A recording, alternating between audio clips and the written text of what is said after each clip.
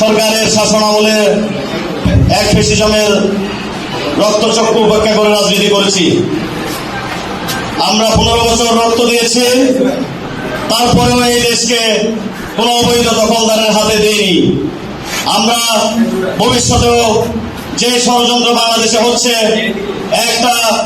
কয়েকটা বৈপুর সংগঠন এই বাংলাদেশকে জুলাই আগস্টের যে আন্দোলন সেটাকে কু করে নিজেদের দখলে নিয়ে আবারও আওয়ামী লীগের মতো দখল করে দেশের শাসন ব্যবস্থাকে কু করতে যাচ্ছে।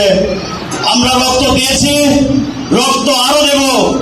সারা বাংলাদেশ রক্ত গঙ্গায় পর্যবসিত হবে, তারপরে এই দখলদারদের হাতে আমরা এই বাংলাদেশকে তুলে দেব না।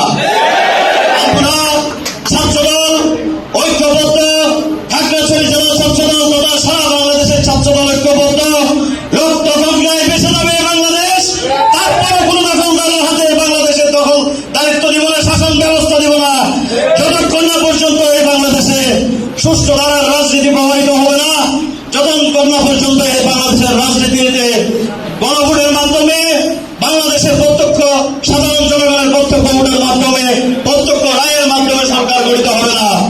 তারা ধারাবাহিকতায় খাগড়াছড়ি জেলা বিএনপির সংগ্রামী সভাপতি জনাব ওয়াদুদ ভূঁইয়ার হাতকে শক্তিশালী করার জন্য বিগত 15 বছর বাংলাদেশ জাতীয়তাবাদী ছাত্রদল খাগড়াছড়ি জেলা শাখা বিভিন্ন আন্দোলন সংগ্রাম হামলার শিকার হয়ে হত্যা নির্যাতনের সামনে দিয়ে হত্যা নির্যাতনের শিকার হওয়ার পরেও আমরা এই সংগঠন এই নেতাকে আমরা ছেড়ে যাই নাই, ভবিষ্যতেও ছেড়ে যাব না। প্রিয় নেতৃবৃন্দ, আমি খাগড়াছড়ি জেলা ছাত্রদলের একজন প্রতিনিধি, একজন কর্মী, একজন সভাপতি হিসেবে আপনাদের কাছে প্রতিশ্রুতিবদ্ধ হতে চাই।